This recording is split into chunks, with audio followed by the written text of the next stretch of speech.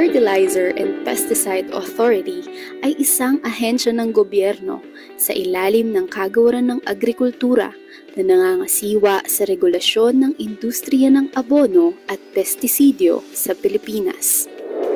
Sinisigurado ng otoridad na ang mga ginagamit na mga abono o pataba at pestisidyo o pamatay-peste ay ligtas, epektibo at dekalidad sa pamamagitan ng pagbibigay ng mga lisensya, rehistro at mga permit para sa mga individual at kumpanyang nagnanais pasukin o pangasiwaan ang industriyang ito.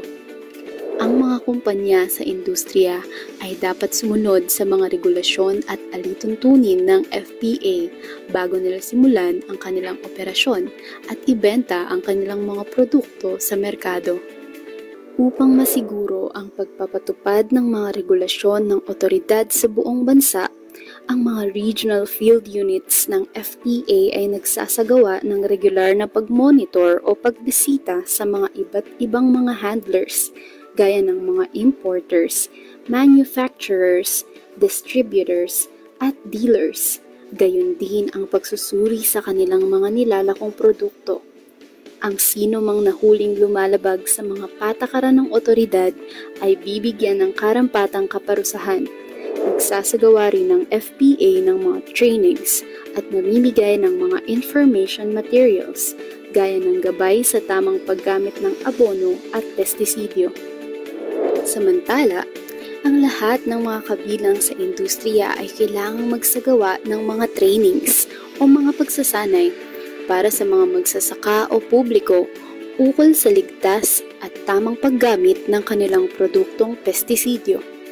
Ito ay upang masigurong ligtas ang kapaligiran at ang pampublikong pangkalusugan mula sa masamang epektong kaakibat ng paggamit ng pestisidyo. FPA ay mayroong sariling laboratorio na nagsasagawa ng testing at analysis ng mga produktong abono at pestisidyong ginawa ng mga kumpanya upang matiyak na ang mga ito'y ligtas at mabisa para sa sektor ng pagsasaka. Inaayon ng FPA ang regulasyon nito batay sa mga internasyonal na pamantayan na inilabas ng mga internasyonal na organisasyon tulad ng World Health Organization, Food Agricultural Organization, at Globally Harmonized System of Classification and Labeling of Chemicals upang maging globally competitive ang industriya. Aming tungkuling pagbutihin ang aming regulasyon, patuloy naming papairalin ang pagiging pantay at patas sa pagpapatupad ng aming regulasyon na walang sino mang mas nakakalamang. Sa bawat regulasyong aming ginagawa at ipinapatupad, batid naming mahalaga ang kontribusyon ng mga magsasaka, industriyang nasa ilalim ng aming regulasyon, mga mananaliksik at dalubhasa sa akademya, mga civil society organizations at mga ibang ahensya ng gobyerno. Tungo sa hangaring magkaroon ng sapat na pagkain para sa bawat Pilipino at sa pagsasakatuparan ng isang bansang may maunlad na pagsasaka, sisikapin din ng FPA na maglingkod na may kahusayan, integridad, at malasakit sa bayan.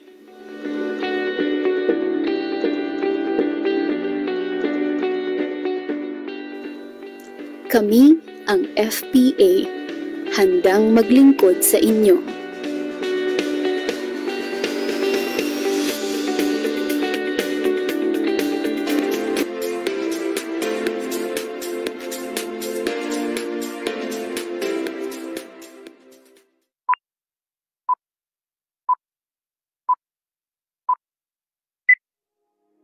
Good afternoon everyone! Welcome back po sa mga patuloy na nanonood sa ating webinar series. kung kaya naman po ay first time na manonood, welcome po to the FPA Webinar Series Season 4, kung saan pag-uusapan po natin ang mga frontline services ng Fertilizer and Pesticide Authority. Ako po, si Ella Santiago, ang Information Officer 1 ng FPA at ang inyong host for this season. So, syempre po, hindi po tayo magsisimula hanggat hindi po natin nababate ang ating mga Zoom participants. Good afternoon po everyone! And also po to our Facebook Live viewers. Welcome po to the FPA Webinar Series. Ayan, mukhang handa na po ang lahat. Para po sa ating last episode, pag-uusapan po natin ang issuance of accreditation. At upang maintindihan po natin kung ano nga ba ang proseso ng issuance of accreditation, makakasama po natin ngayong tanghali ang Administrative Officer 2 ng Planning, Management and Information Division. Let's all welcome Ma'am Rhea Queen P. Migalbin. Welcome, Ma'am Rhea. Hello po, good afternoon po sa inyong lahat. Good afternoon, Ma'am Ella, at good afternoon din po sa ating mga live viewers today na talagang tumangkilik at sumabaybay sa ating last episode ng ating webinar series. Hello po. Kamusta naman po kayo ngayong tanghali, Ma'am Rhea? Actually, I'm good, Ma'am Ella. A little bit nervous but I hope maging maayos naman ng pagtatapos po nitong ating webinar series. So, may gusto po ba kayong batiin? Baka po may nanonood na kamag-anak nyo, ganyan. Binabati ko po ang aking mga kaibigan dyan, ang ating mga nanunood, lalong-lalo na dito po sa ating Fertilizer and Pesticide Authority of Office po. Yun lamang po. Okay po. So, magsimula na po tayo, Ma'am Rhea. So, first po, ano po ba ang accreditation at ano po ba ang purpose nito? So, ang accreditation po ay this is given to those individuals who attended the training course, passed the written examination, and complied all the requirements based po sa ating Blue Book and Green Book. So, ano po ba ang purpose ni accreditation po? So, this is to update and upgrade the technical knowledge of the commercial users in line with the standards and or protocols set by the FPA. So, kinakailangan po talaga nating magpa-accredit kay FPA po. So, bago po kayo mabigyan ng accreditation po ni FPA, ay kinakailangan po natin umattend ng training course. At yung training course na yon ay inline po yon sa ina-apply po ninyong accreditation po. Ayan. So, nabanggit nga po sa ating mga past episodes na required po ang ARCO and CPA for license to operate. Yes po, ma'am. Required po ito, ma'am. Actually, isa din po, once po kayo na accredited po nito, ay pwede na po kayong mag-proceed sa inyong LTO license. So, before ko i-run down yung 5 types of accreditation, gusto ko lamang sanang linawin yung confusion po ng karamihan kung ano po ang pinagkaiba ni accreditation at saka ni LTO license. So, unang-una, si accreditation po ay tao. Si accreditation po ay binibigay sa isang individual, while si LTO license po ay referred po siya sa company. So ito po yung mga company na nagpapalisensya sa FPA. So ulitin ko lang po, si accreditation po at si LTO ay required at importanteng kunin kay FPA. Ayan. So, nasabi nyo nga po na may iba't ibang klase po ng accreditation. So, pwede nyo po bang i-explain sa amin kung ano-ano po yung mga klase ng accreditation na meron? So, ngayon po, Ma'am Ella, i-rundown ko yung 5 types of accreditation. So, unang-una, ito po si ASD or si Accredited Safety Dispenser. Pangalawa, ito po si ARCO or si Accredited Responsible Care Officer. Pangatlo, ito po si CPA or si Agricultural Certified Pesticide Applicator. Pang-apat po, ito po si Fertilizer and Pesticide Researcher. At ang panglima po ay si FATA or si FPA Accredited Training Association. Ayan. So, ano po ba yung pinagkaiba nila? Okay. Okay. So isa-isahin natin no para hindi malito yung mga viewers natin. So unang-una, unahin natin si ASD. So si ASD po, sila po yung mga tumatao sa mismong store. Sila po yung mga individuals na nag-over-the-counter selling ng mga FPA products.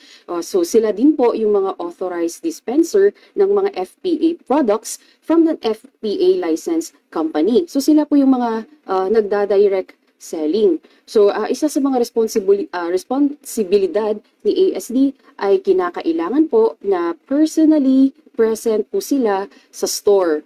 Hindi po pwedeng iba dahil kung sino po yung tumatao doon, kinakailangan po siya po si accredited safety dispenser po. So, paano naman po yung mga requirements kapag mag-a-apply po ng accreditation? Opo. So for ASD naman po, ang kinakailangan po natin dito ay kailangan po nilang umattend ng training. So pwede po silang pumunta dito kay FPA Central at pumunta to or tumungo po dito kay FPA National Capital Region Unit. Or kung hindi naman po dito sa FPA at located po sila sa mga nearby provinces po natin, pwede po silang lumapit kay FPA Regional Field Office. So, pwede po silang magtanong sa dalawang offices po ito sa schedule ng ASD training or kung kailan man at saan yung mga location ng ASD training po. So, pag sila po ay naka-attend na ng ASD training at nabigyan na po sila ng Certificate of Attendance to ASD Training, ay pwede na po nilang i-apply po yan sa atin. Pwede po yan kay Central or pwede din po yan kay Regional Field Office. So, kasabayan po ng Certificate of Attendance to ASD Training ay ang kanilang pong filled out application form with 1x1 latest picture, white background. So, kasabay din po nito yung payment po nila na 600 pesos valid for 3 years. Or kung hindi man po sila makapunta sa dalawang offices na nabanggit ko, pwede din po nila itong isend sa atin via email. Dahil po si ASD ay available na po sa ating online payment. Yan. So, lahat po ba ng sa accreditation ay pwede for online payment? Actually, may available naman po sila majority ng ating mga accreditation, pero yun meron pong isa na under po ng ating certified pesticide applicator, lalong-lalo na itong fumigator, ay hindi pa po siya available. So, inaayos pa po siya kasi nagkaroon lang po ng konting aberya sa ating online electronic payments po. Ayan. So, syempre po, kapag nag-fill out po sila ng forms, hindi po maiiwasan na magkakaroon po talaga sila ng pagkakamali. So, ano po yung mga common mistakes na nagagawa ng mga clients kapag nag-fill out po sila ng forms? So, itong mga common mistakes actually na nare-receive ko, lalong-lalo na applicable ito kay ASD.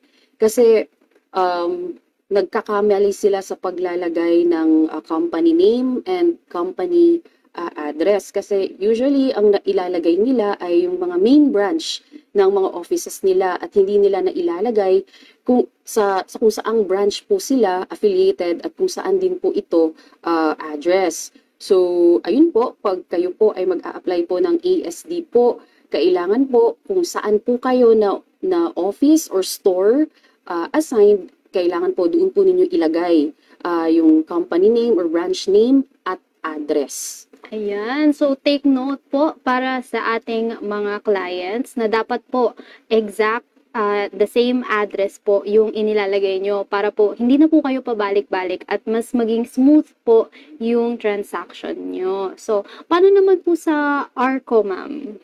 So sa ARCO naman, ang pangalawang accreditation po ay si Accredited Responsible Care Officer or ARCO.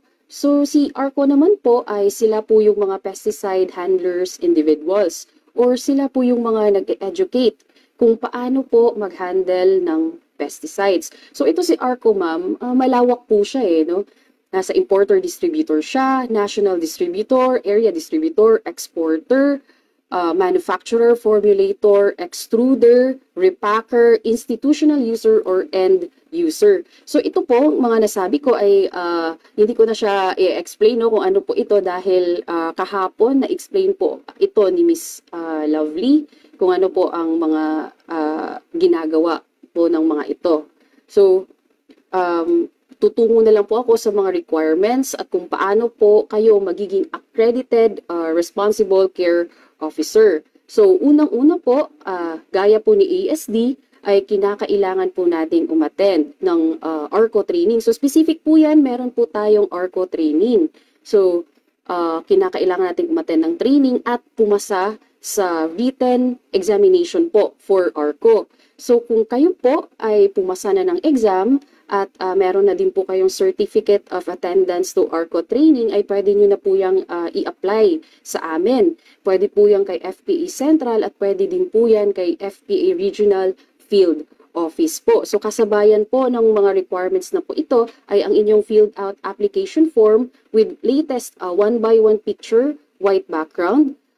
Pangalawa, ito pong ating certificate of employment kung saan po affiliated si ARCO. At lastly po, ang inyong payment po na 900 pesos valid for 3 years. So gaya po ni ASD, si ARCO po ay ang validity po niya ay 3 taon. So kung kayo po ay magre-renew ng inyong ARCO ID, ang kinakailangan lang po namin sa inyo ay ang inyong filled out application form, certificate of employment, at ang inyong 2 symposium. Kailangan po ninyong umattend ng 2 symposium po. So, kung kayo po ay hindi po makakapunta ng personal kay FPA Central at kay FPA Regional Field Office para mag-submit ng inyong mga requirements, ay pwede nyo din po itong isend sa amin via online din po. Kasi po, si ARCO ay available din po sa ating online electronic payment. Ayan. So, how about naman po sa CPA? Si CPA or si Agricultural Certified Pesticide Applicator. So, si CPA naman po, so sino po ba si CPA? Sila po yung mga individual who has the capacity to manage safely in handling pesticides. So, bago ko tatalakayin yung mga under kay CPA, ito po sila yung mga nag-a-apply for pesticides po para avoid lang po natin yung confusion po. Si CPA po ay purely pesticides lamang po at sa ngayon wala pa po tayong for fertilizer. So si FPA, bago ko uunahin yung mga types ni CPA, kailangan ko lang pong i-clarify na si FPA ay nag-a-accredit lamang po ng Agricultural Pests Control. So, kung kayo po ay Urban Pest Control, ang inyong jurisdiction po ay sa Food and Drug Administration. So, uulitin ko, si FPA ang kinikater niya lamang po ay Agricultural Pest Controls lamang. Yan po. Ayan. So, ano po yung mga iba't ibang klase ng CPA? So, meron po tayong 4 na under kay Certified Pesticide Applicator po. Unang-una, ito po si Exterminator. Pangalawa, si Fumigator. Pangatlo, si Drone Controller. Pang-4 ay si Spray Crew Operator or Drone Spray Crew Supervisor. So, unahin na natin si Exterminator. So, si Exterminator po ay ang ginagamit po nilang pesticides ay yung pong mga liquid form or powdered form pesticides, treatment for agricultural pests. Si Exterminator po ay in-house at ang ginagawa po nila ay in-house extermination. So, within the company or the institution at hindi po sila pwedeng mag-exterminate outside the company and the institution. So, pangalawa po ay si CPA Fumigator po. So, si CPA Fumigator po, ang ginagamit po nila ay gaseous pesticides or fumigants. So, si CPA Fumigator naman po ay pwede po siyang under ng isang FPA accredited PCO license company at pwede din po siyang in-house ito po ay company na kung saan ang ginagawa po ay in-house fumigation lamang. So madali lang pong tandaan yung difference ni exterminator at ni fumigator. Ito po yung sa pesticides na ginagamit po nila. So uulitin ko, si exterminator po ay powdered form or liquid form na pesticides, while si fumigator po ay gaseous pesticides or fumigants. So for their requirements at kung paano po kayo maging accredited CPA exterminator and fumigator po, for CPA exterminator po ay kinakailangan po nating umattend ng CPA training for exterminator. So kinakailangan din po nating ipasa ang written examination po ni exterminator. At pag kayo po ay pumasa po sa written examination ni exterminator at meron na din po kayong certificate of attendance to training ni exterminator, ay pwede nyo na din po itong i-apply sa FPA Central or sa Regional Field Office. So, kasabayan po ng mga requirements po nito ay ang inyong filled out application form with 1x1 latest picture, white background. Pangalawa, ang inyong pong certificate of employment kung saan po affiliated si exterminator.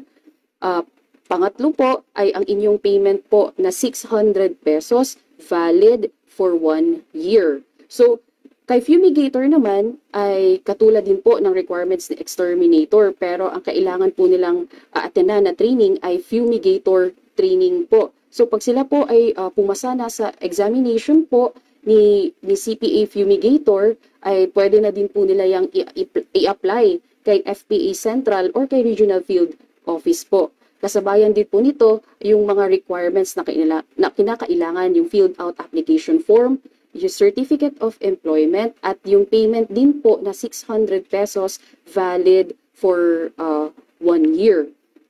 Yun naman po. Ayan. Tapos, nabanggit nyo rin po na meron pong drone controller at saka drone spray supervisor po ba or operator?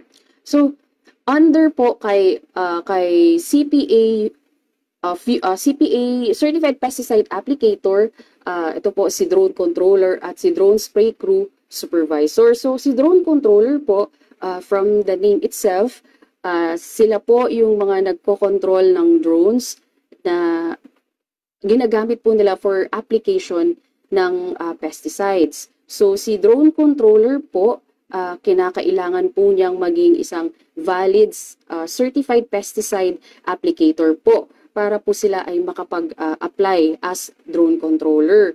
So si drone spray crew supervisor naman po ay kinakailangan po niyang maging isang CPA or ARCO para po mai-apply niya ito as drone spray crew supervisor. So ito po sila ay pwede nyo din po silang ipadala sa amin or pwede po kayong pumunta sa amin para mai-apply po ninyo ito. Pwede po sa Regional Field Office po or FPA Central.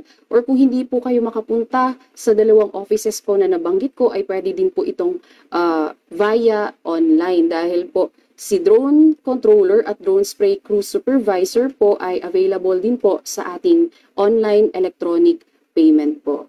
Ayan. So, covered din po pala yun ng online payment. So, pwede po silang magbayad online. Opo. Paano naman po yung sa mga researcher?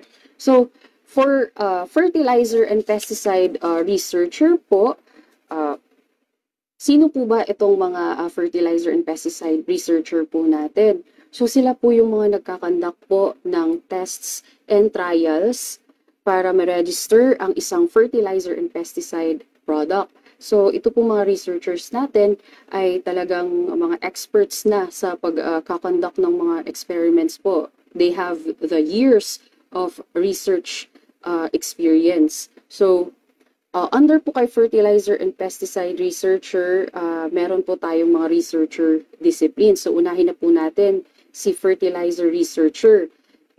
Unang-una, under po kay fertilizer researcher ay plant nutrition. At kay pesticide researcher naman po ay entomology, plant pathology, weed science, supervised pesticide residue trial or SPRT, veterinary researcher, and veterinary entomology and SPRT po. Ayan. So, ano naman po yung mga requirements para maging researcher? So for fertilizer and pesticide researcher po ay unang-una kinakailangan po nating umattend ng researcher training. So kung ano po yung field of discipline po na kukuhanin ninyo ay dapat yun din po yung aatenan ninyong researcher training. So pangalawa po ay kinakailangan po yung magkaroon ng approved protocol dahil si fertilizer and pesticide researcher po ay walang examination pero kinakailangan po nilang gumawa ng protocol at yung protocol na yon ay re-reviewin at aaprubahan ng ating FPA technical evaluators. At ang pangatlo po ay ang kanilang latest resume with details of research undertakings, academic specializations, and years of research experience po. So kung kayo po ay new applicant na researcher at meron po kayong one major discipline or one discipline, ito po ay at least 3 years of research experience. So kung kayo po ay magdadagdag ng discipline po, mga isa or dalawang discipline, kinakailangan po dito ay with at least 5 years of research discipline. Ayan. So, remember po, at least 5 years of research discipline. So, may gusto pa po ba kayong idagdag, Ma'am Rhea? Yes po, for the payments po, for fertilizer and pesticide researcher, lalong-lalo na sa mga disciplines po ninyo, for major discipline, ito po ay 1,200 pesos.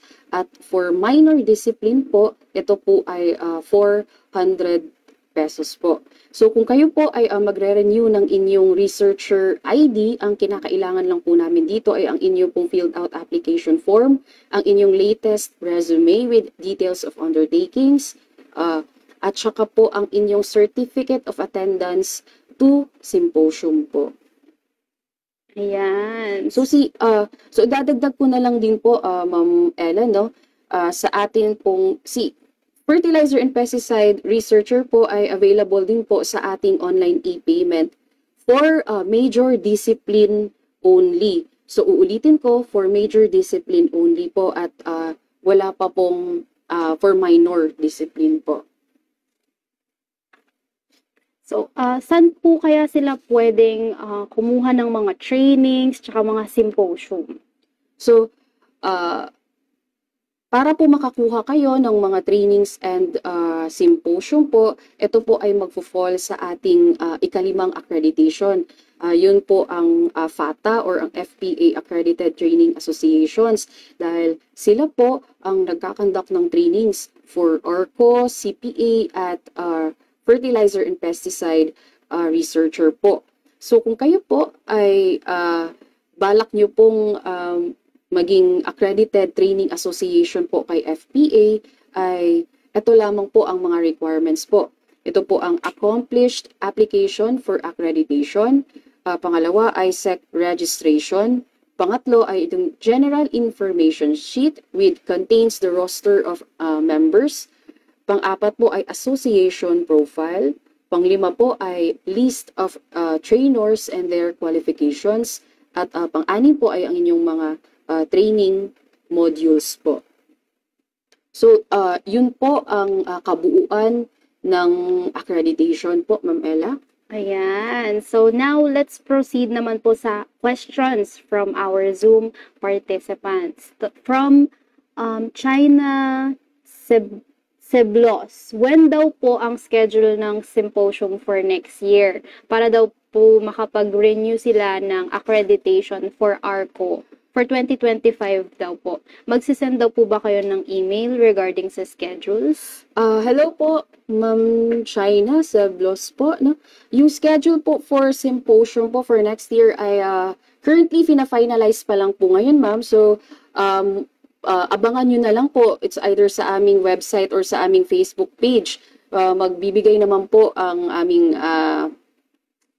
magpo-post po kami ng schedules doon po para po ma-up-to-date po kayo. So, paantabayanan na lang po namin sa inyo yung aming website at aming Facebook page po. Ayan. So, from China Seblos pa rin po, FATA lang daw po ba ang allowed magbigay ng symposium? Ma'am China, yes po, dahil ang nagbibigay po ng mga exams is only yun pong accredited training associations po ni FPA. So kung sino po yung mga accredited training associations po ni FPA, ay sila lang po ang pwedeng magbigay ng trainings at symposium po. Ayan. So, another question po from Miss Noemi. Kung halimbawang hindi daw po naka-attend ng symposia once magre-renew, magre-retake daw po ba ng exam? Gusto ko lang po sanang linawin no, kung anong classic accreditation po ito.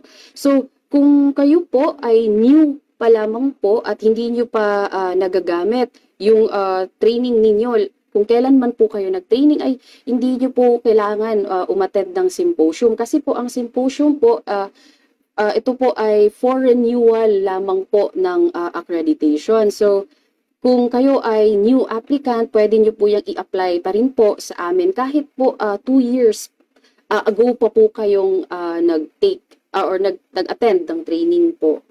From Miss Naomi pa rin po, kung halimbawa daw po nasa 2 years pa lang yung validity ng ARCO at gusto daw po niyang mag-transfer ng ibang company, ano daw po ang magiging process para malipat sa ibang company?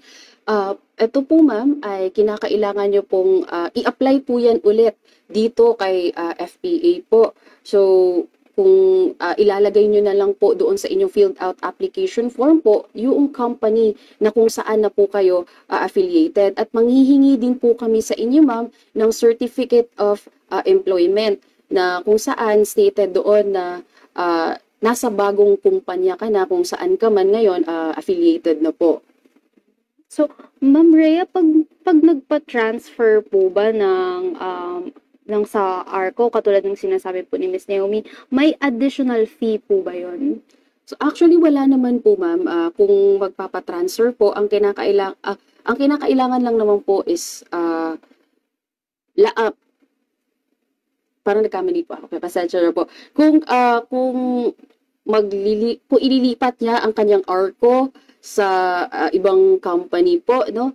Kailangan niya po yang i-apply ulit dito po yan sa office po. So, mangyayari po niyan since tayo po ay magbibigay ulit sa kanya ng panibagong accreditation ID ay subject for new payment po ulit ito na 900 pesos po. So, yun po, may bayad po ito pag may mga changes, lalong-lalo na magre-reprint po tayo ng accreditation ID po nila. So, clarify din po ni Ms. Noemi na renewal ng ARCO daw po yung sa unang question niya. So, kung magre-renew po kayo ng ARCO po ninyo, ma'am, ang kinakailangan po namin ay 2 certificate of attendance to symposium po ninyo ng ARCO. So, para makapag-renew kayo ay kinakailangan po talaga ninyo ng 2 symposium po. So, clarify ko lang din po. So, if hindi po siya naka-attend ng symposiums, magre-retake po ba siya ng exam or hindi? Hindi na po kailangan, ma'am. So, kailangan niya lang po talagang umattend ng symposium.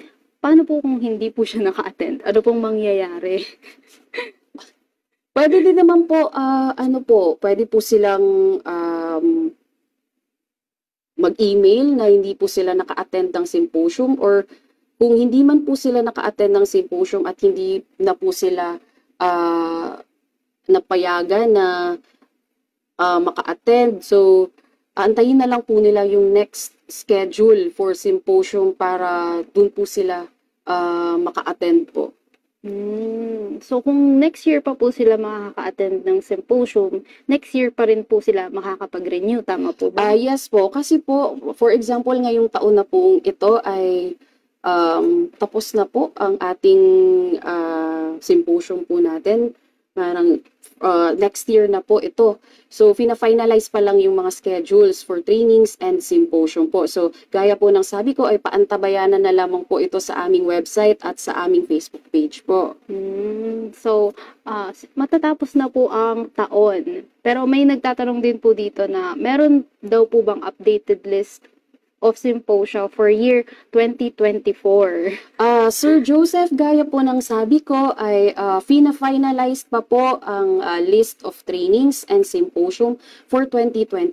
So gaya din po ng sabi ko, paantabayanan lamang po ito sa aming website at sa aming Facebook page. Yun po. I see po. So, balik po tayo dun sa question ng hindi po naka-attend tapos magre-renew. So, what if po na, for example po, mag-e-expire na po yung license nila ngayon, ganon. Tapos, next year pa po sila makakapag-take ng symposium. Hindi po talaga sila nakahabol ngayong taon. Ano po yung mangyayari? Kung ganun po ma'am, ay kailangan po nilang intayin yung symposium po. So kasi ang requirement po natin ma'am, kasi bago din naman po sila makakapag-renew sa kanilang LTO license, ay kailangan po nilang, kailangan po ay may valid accreditation po sila sa atin. So kung ganun po ang mangyayari, kailangan po nilang umattend po talaga ng symposium dahil isa po ito sa ating requirement. So, ganun po ma'am, ganun po. Pag na-late po sila ng renewal, may fee din po ba yun?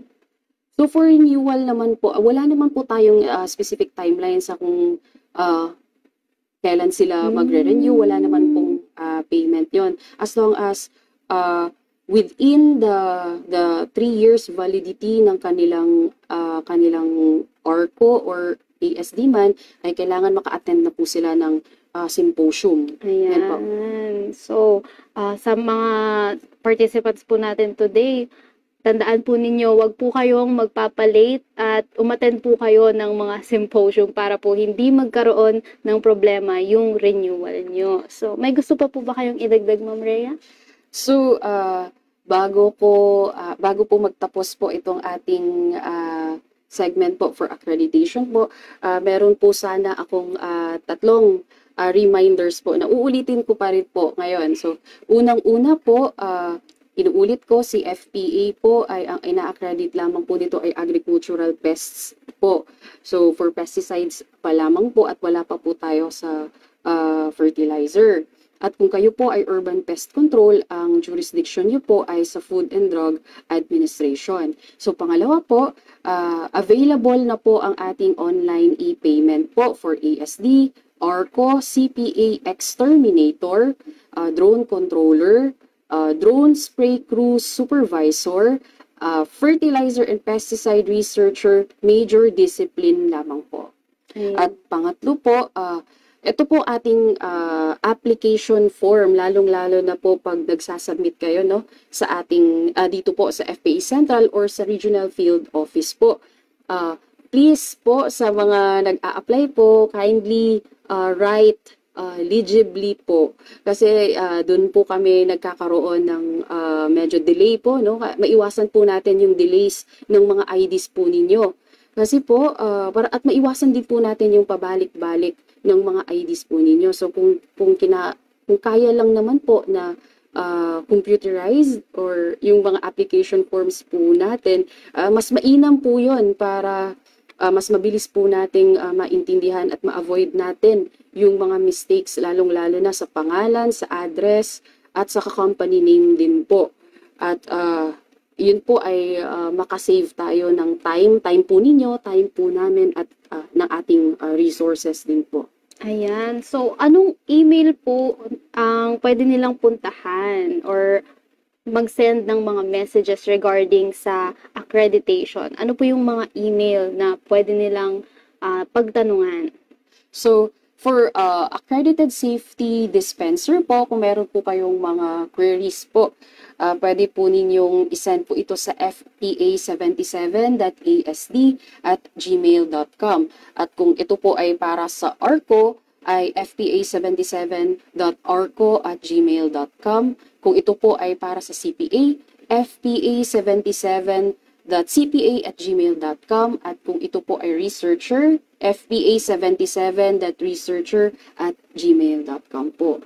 Ayan. So, i-screenshot nyo na po yan, everyone, or i-type nyo po or isulat nyo po para po mas madali nyo po itong maalala. Ayan. So, okay na po ba? Ma'am Rhea, may pahabol question po tayo for our episode. So, Yes, sir. yung sa scope daw po ng ARCO, ano daw po yung list of activities ng companies na sakop nito? For examination ng ating ARCO, or tama po ba ang pagkakaintindi Opo, ko?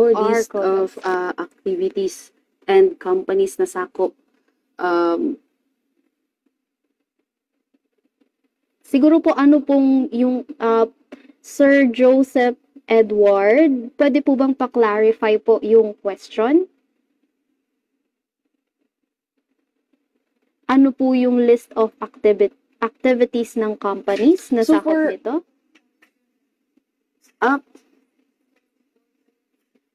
For Sir Joseph Edward Pilarta po, ang scope po ng ARCO ay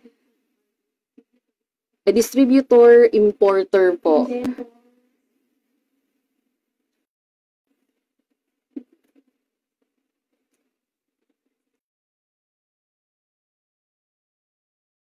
Ayan, okay daw po. So, again po, Sir Joseph Edward, distributor. Importer po. Ayan. Distributor, importer po for scope ng ARCO. Ayan. So, to further clarify po yung question nyo, Sir Joseph Edward, i-message po kayo ng FPA. Ayan.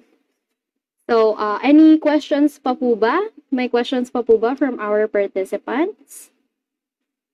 Ayan, mukhang wala na pong questions. So, this is our last episode po for this webinar series. So, maraming salamat po, Ma'am Rhea, sa... Thank you po. Thank you din po, Ma'am Ella, at thank you po sa lahat ng mga, lalong-lalo ng ating mga live viewers na talagang tumutok hanggang last episode ng ating webinar series. Yes, that's true po. So, for everyone po, wag po nating kakalimutan sagutan ang ating post-evaluation form na makikita po natin sa chat box at sa ating comment section. Ayan, so mukhang naiintindihan na po ng lahat kung paano ang proseso ng issuance of accreditation. So, dito na nga po nagtatapos ang ating webinar series. Maraming salamat po sa pagsubaybay at pagsuporta. We hope po na marami kayong napulot na kaalaman at naintindihan niyo po ninyo ang frontline services ng Fertilizer and Pesticide Authority. Muli po, ako si Ella Santiago, ang Information Officer 1 ng FPA at ang inyong host for this season. Magkita-kita po ulit tayo sa susunod na season dito lamang sa FPA Webinar Series. Alam po!